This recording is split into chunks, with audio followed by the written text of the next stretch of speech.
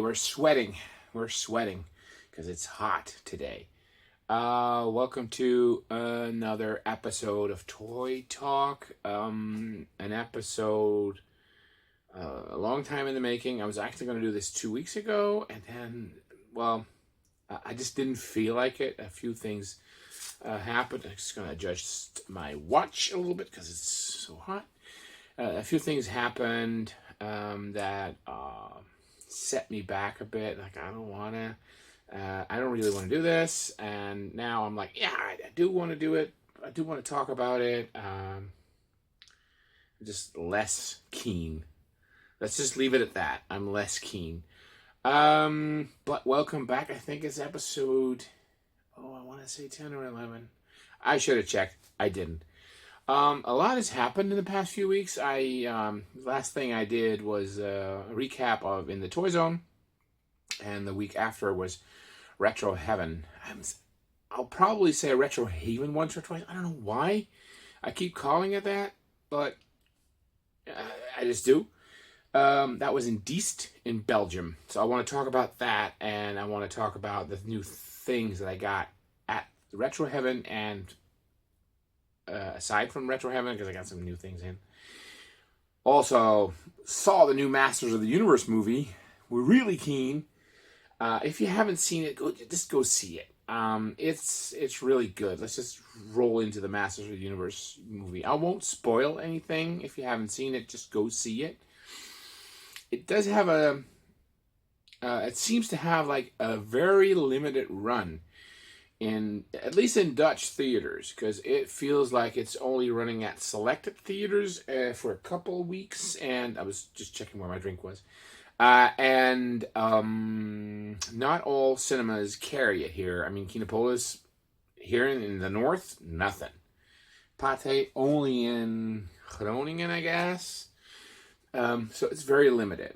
But is it a good movie? Yes, I think so. I saw it last weekend after a very grueling Friday the 13th marathon, where me and some friends, we watched part 1 through to 8. It's more than 12 hours of slasher mayhem. We were exhausted. And the next day I was like, hey guys, no offense, but I'm going to go see this movie because I don't know how long it's going to be in theaters, because it's not doing that great. I want to see it in theaters. So we said, hey, let's all go together. They weren't planning on it, the guys, but they're like, yeah, we'll go along. And I saw it, and it was good. Was it perfect? No. There was a few of those adult, I think Pixel Dan mentions that in one of his videos. Bit too much of the tongue-in-cheekness with the cheesiness of the names and some adult humor. That's like, could have done without it. It did not ruin the movie for me. I watched it as a total, as a whole. I gotta say, wow, it was awesome. It was like seeing my action figures that I had as a kid come to life on the big screen and duke it out, and it was good. In fact, it was so good that I actually yesterday I went to the Dreamland here in Emmen, and I was like, I got the itch. I need some MOTU. So, and I was looking at the action figures that were for sale, very affordable at 12 euros, I think. Might pick them up. But then I was like, screw this. I got adult money now. So I bought the Sword of Power, He-Man's Power Sword, at Dreamland. Now, this may not look like much to some, but I can tell you that 10-year-old Andre would have freaked out if this had been in stores when he was there. He was like younger. So to accommodate that, 50-year-old Andre bought it for 10-year-old Andre. And it's just so cool. Lights up and everything. Yeah. Come on. How cool is this? I mean, seriously, right? How cool is this?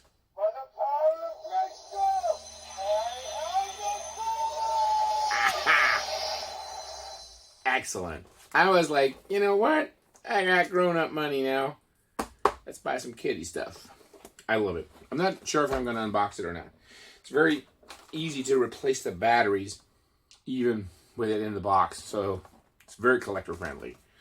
So yeah, so that was completely out of nowhere. I got that after the Friday the 13th marathon with some people. It was fun. It was fun, and the movie was great. So yeah, excellent. But let's go back to Retro Heaven, where I went, and I actually had to go to Dees to pick up something, and I just combined it with getting a ticket to Retro Heaven anyway, or vice versa. Actually, it was the other way around. Vice versa. Yeah, it was actually the other way around. I had tickets for Retro Heaven because Pixel Dan was coming. I was, oh, that's cool. I bought tickets only to realize how far of a drive it was. It was almost 4 hours. But hey, I was there and I bought the AT-AT, and the guy's like, hey, I live there. So I was like, okay, done deal. I picked up the AT-AT. I'm going to get it. I changed the room around a little bit. And this one, guys can't see it. It's like a Star Wars display. It looks like a store display now. So all these boxes of Star Wars. It looks really excellent. I'm just going to pick up the AT-AT right real quick. There you go. Oh, biggie. It's a big one. It's a big one. Wow, right? Excellent. It's a vintage AT-AT with the box. It's complete.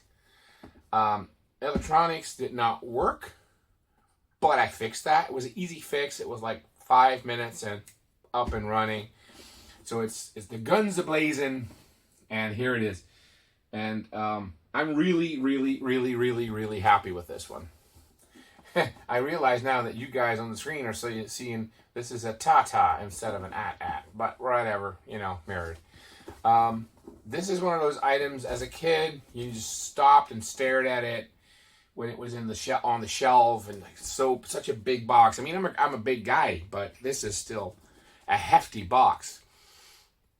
And it was one of those dream vehicles. It is gorgeous. I always wanted it, never had it, and here it is. I actually sold off my loose AT-AT because I don't want any doubles anymore. I'm not going to go for doubles. The only thing I have doubles off would be Gem and the Holograms because I need more dolls to fit the fashions on, but no more 2 AT-ATs and stuff like that. So I sold this, the loose one. I got some other loose bits for sale that I have doubles off. If I remember, I'll mention that in the video. If not, just contact me. It's Castle Grayskull and a loose Real Ghostbusters ghost. What is that thing called? What's that thing called again? The Ghost Spooker. That's the thing, a Ghost Spooker. The ghost strap you talk into through a mic and it makes sounds. I have doubles of that. So, Castle Grayskull's for sale and the Ghost Spooker. Just hit me up if you're interested. Just let me know. So yeah, it's not pristine, but the box is good. I mean, let's face it, this is an excellent box, right? Just look at the box art. It is gorgeous. I think it's one of the most iconic vehicles from Star Wars, next to the Millennium Falcon and the Star Destroyer. So, really happy. Shall I put it back? No, I'm not going to put it back right now. I'll do that later. So, yeah. I went to Retro Heaven. And how was it? It was cool. It was a really It was a really cool fair. If you're comparing it to in the Toy Zone, it's like apples and oranges. It's two different things. Where the Toy Zone is massive, lots of vendors, lots of dealers, and variations. Like there was the card game thing and the Echo Base and then the vintage toys. Retro Heaven was smaller. It was cozier because I actually had time to walk around, have a cup of coffee, talk to people, and just have a conversation about toys, about bootlegs or whatever. Actually, I had quite a talk with Pixel Dan there. Just, talking about the new movie, talking about Masters of the Universe toys in general, how it affected me as a kid, how I love them now. And there was time. There was not like people just lining up behind him. No, there was time to do that. So it was nice, and the Dutch word would be gezellig. It was cool. It was really nice to be there. And the only unfortunate part was that I kind of misjudged how long it would take to get there, because it took me like 4 hours. By the time I got there at 10 o'clock, I was completely exhausted from a 4-hour drive. So that was a downside. I should have planned that better. But I liked the fair. There was a lot of little niche things like, hey, I don't know this, which is pretty cool. I'm starting to appreciate it more. People like Toy Overdose and Ed and Vince, they collect stuff. Like Monkey's Emporium, they have this stuff for sale that I do not know. And they collect stuff that I do not know. Or very well, I would never collect. But I do like seeing it. Like, okay, this is odd. This is fun stuff. This is, for instance, Vince has all these 90s Transformers. That's when I absolutely lost interest in toys, and Transformers in particular. But seeing him collect them, go like, oh. Whenever you go like, should I? Of course, no. But I like seeing it, and like the odd things that Ed picks up and stuff like that. I like that. I like seeing the oddities that I would not buy, will not buy, but I would still like to see them. So the first thing I got there, well, it's the last thing I got there, but the first thing I want to show you, because it's on my foot, was this. We all know this guy, right? It's Toy. It's the mascot from the Inner Toys toy store here in the Netherlands. It's still the mascot, as far as I know. And it was for sale for, I think I got 15 and had to pay 15 for it. I'm like, it's too cute. I've been looking for this one for such a long time. It's not perfect. It's missing a button. One of his buttons is gone. But, yeah. One of his back buttons. But, other than that, he's in good shape. And I like him. He looks good. He's instantly recognizable. Didn't need a lot of touch-up. My wife was like, oh, this one can go straight on the shelf. It's clean. So, Toy. Very cute addition to the collection. And yeah, this and of course the clown from the Bart Smit are, icons from your childhood, because that's where you went to get your toys, unless you had like a wigwam. Then you went there. I don't know. I don't think they were everywhere. Wigwam. We had one in our town, but not for long. So Toy. Okay. I'm going to put Toy right here. There you go. So I walked around, and I knew one item was for sale. There. I knew one item was for sale. I'm looking at it right now. Ooh, goody. I knew it was for sale, and I was just pacing around it. And I knew David had it with him. And I was like, oh, should I do it? And I actually applied the same rule as within the Toy Zone. Like, okay, I got a budget and like an emergency pool for money that, should I walk in, like bump into a grail. I was kind of hoping for carded She-Ra Princess of Power figures. None. That was actually a bit of a letdown, because I was really expecting those right there. I actually passed up on buying carded She-Ra Princess of Power from Toy Heaven, I think the Italians, because, well, I thought they were a bit steep, more than I was comfortable with. I wouldn't say they were expensive. It was more than I was willing to spend at that time. Plus, I was like, I can get better qualities probably next week. Let's try it out. I messed up. I should have gotten the Italian ones. So, well, there you go. But that's the risk. You see them, and you go like, oh, they're nice. Should I? But I got a toy fair coming up next week. 6 days, only 6 days later. So I took a risk. I was like, okay, I'm hoping that I'm gonna get other ones there.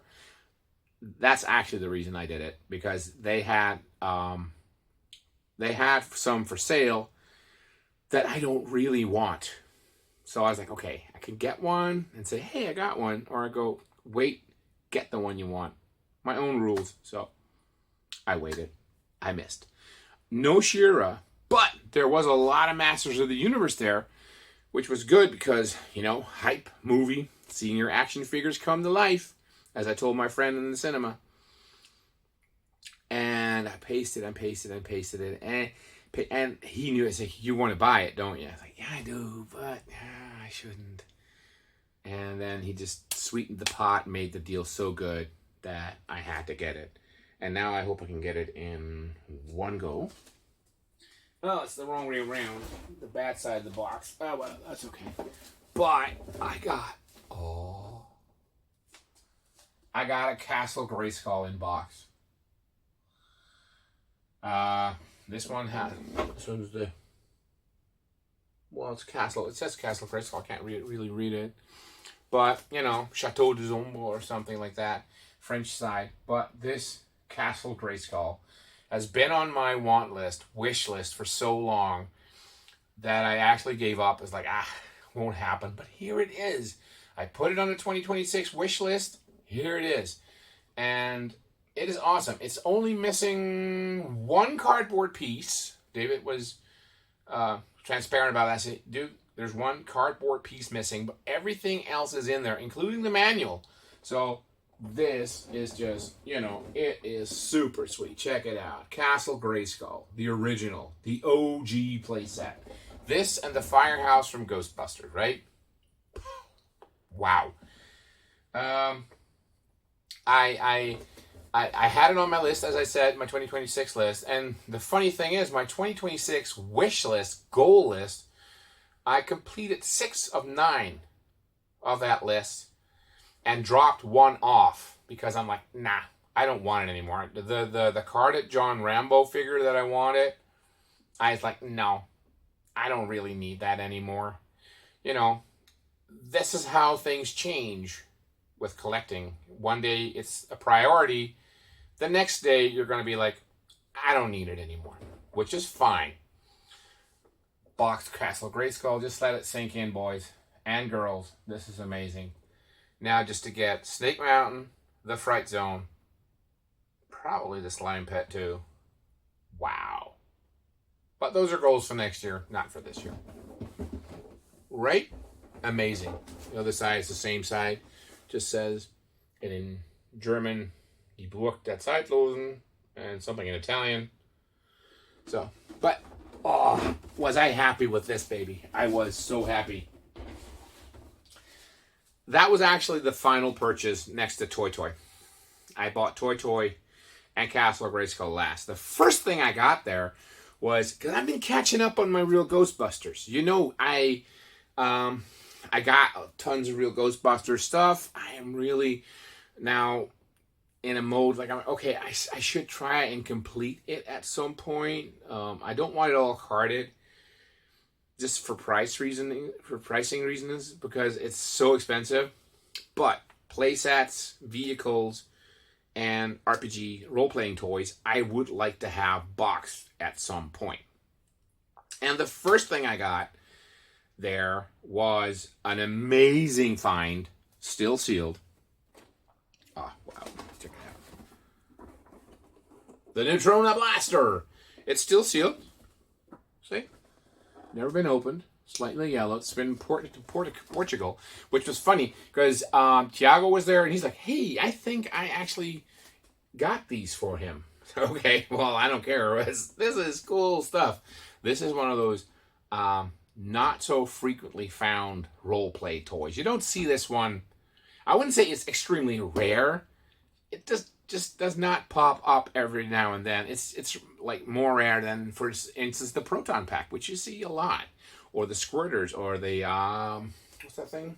The squirt gun, the popper, the Ghost Popper, and the oh come on, the Ghost Zapper, This one you don't see that often. So I saw it at Laszlo's, and I was like, okay, I need to get this. The price, no haggling. He named it, and it's like, deal. Let's do this. And No, wait a minute. I think Laszlo gave me a discount. Oh, I wish I remembered. Anyway, the price was good. The price was solid. I got it. Excellent. And this is just one of those things that goes so nicely in my Real Ghostbusters collection. So, part one, Neutrona Blaster. Now, there was another thing on Laszlo's booth that I saw and he didn't know the price of. And I said, oh, it's okay. I don't know. Because I don't think he was selling it. It was his. He was selling it for a friend. So I was like, okay, nah, it's okay. So I walked around a little bit, and then he's like, hey, Andre, I know the price. And he said the price, and I was like, okay, you got a deal. Because I still needed the Wicket Wheelie. The Haunted Vehicle Wicket Wheelie. And this is why I love the Real Ghostbusters just so much. Look at that. It's a scooter that turns into a ghost, and the driver turns into a ghost. And this just set off so much fun playing. Because, you know, the scooter would drive, the Ghostbusters were chasing it, and the Ecto, and then one of them was on the top chair of the car, and then blasting the ghost, and then it would transform into the ghost, and they had like a big battle. My lord, this was genius. This was such good stuff. It's sealed on one side. I think it's resealed on the other. Probably resealed. This is still sealed. Either way, I haven't opened it. I don't care. It's in there. It's fine. And it's Real Ghostbusters. So together with the Neutrona Blaster, this was my Retro Haven Real Ghostbusters loot. So I got a lot of Real Ghostbusters there. And there was more. I actually passed up on a couple of things because I was like, okay, I don't need it because it's not an upgrade. I don't need it because I already have it in good condition or good enough condition, or the pricing was not right. So that just happened. And then the final thing that I didn't get at Retro Heaven, because then we went home, because we left at around 1 o'clock. We didn't stay for too long because, 4 hours back, and I was exhausted. Because we had retro in the Toy Zone the week before. So it was early to bed and early to rise. I was exhausted. So me and Marius were just like, okay, let's call it quits. Let's pick up the AT-AT and go. Well, the guy where we had to pick up the AT-AT from was like 5 minutes away from the venue. So excellent. Good deal. And then we went home and bought ourselves a good cappuccino along the way. Straight home. So I enjoyed Retro Heaven. Would I go there again? I wouldn't say no, and I wouldn't say yes. It just depended on when the next edition would be. If it is, again, very close to in the Toy Zone, I'd probably skip it, because I have to admit that 2 shows in 6 days was a bit too much. It was not on the wallet. It wasn't friendly on the wallet. It wasn't friendly on the funds. It wasn't friendly on the body. I mean, hell, I'm 50. I don't do these things anymore. I don't, I work throughout the week, and I don't really want to get up every weekend like before the break of dawn to buy and hunt toys. What am I saying? I'm losing my mind. I guess so. Well, the last thing I got was as a trade, actually. I bought it and traded it for a bit of food, which is excellent. I'm going to just pronounce this in Dutch, but it's the Spoken Speurbril and Spoken Verdelger. It's like the Acto goggles from the Real Ghostbusters. A friend of mine, Mark, had these. He upgraded to a better box, okay? But he's like, hey, would you be interested in it? And he said, okay, I want this amount of money. It's like, okay, sure. And you got to pay for my food during the Friday the 13th marathon. So I stopped him from ordering $500 worth of sushi. But it's a good trade, and it's an excellent piece. It's one of those cool little role-playing toys. That's what talk about role-playing toys. This I would have wanted as a kid, but this never fit my big head. Because all these toys were, I think, meant for 5-year-olds. And as soon as you turned like 7, 8, it didn't fit no more. The Proton Pack I had as a kid, I looked ridiculous wearing it because I was far too big. I was a big kid. I mean, yeah, whatever. Yeah, so this is actually tailored for kids. If you look at that little blaster right there, that's tiny. It's tiny. It's like this. I mean, it'll probably fit in my hand. And then you get these role play toys.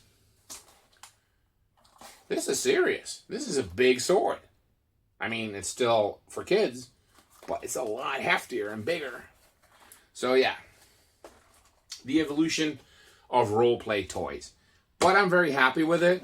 Still unpunched, uncut. You know, this one's usually when you buy one box that has been opened, this has been cut out by kids.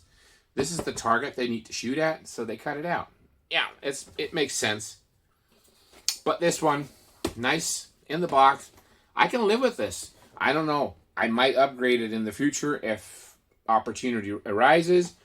But for now, I'm really, really happy with all my cool new Ghostbuster stuff. I'm happy with my Castle Grayskull. And I'm happy with the beautiful AT-AT. So, all in all, great weeks. There's no but. Because people was like, okay, what's the but? There's no but. But I am happy that it's done now. Next show will be in September, I think, Toyplosion. And I'm really glad that for now, we're done.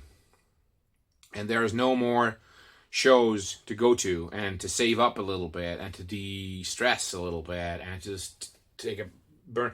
I don't know if I posted this on Instagram or on Facebook, but I know I shared it with people. There was actually a moment when I set up the AT-AT and the Castle Grayskull and the Ghostbuster stuff, and it was all there, and the toy, and everything was where it's supposed to be. And I was like, I said to my wife, I think I'm done. I have nothing that I want right now. I can just sit there, read my comics, listen to music, appreciate it. I don't feel the need to buy anything at this point. So this is good. I'm just going to take a bit of a breather, save up for Toyplosion. I know there's going to be awesome stuff there at Toyplosion. So, ready. And it feels good. It actually feels really good to be able to say, hey, I am done for the moment. No more pressure. So, I will continue to do these videos, but I just need topics. And if anyone ever thinks like, hey, I would like to be a part of it, just, come on over. Coffee's ready. We'll shoot a video. We'll talk about toys. Bring your favorite line into the mix, and we'll talk about it and just admire toys. Like cool kids. Whatever. Okay, so I'm sweating. I'm hot. I need a drink. So I'm going to cut it short. I'd like to thank you all for watching again. And I know I don't get a lot of viewers, but I do appreciate the people that do. And I do appreciate the feedback. So, awesome. Thanks very much, guys. Stay cool, and see you in the next one.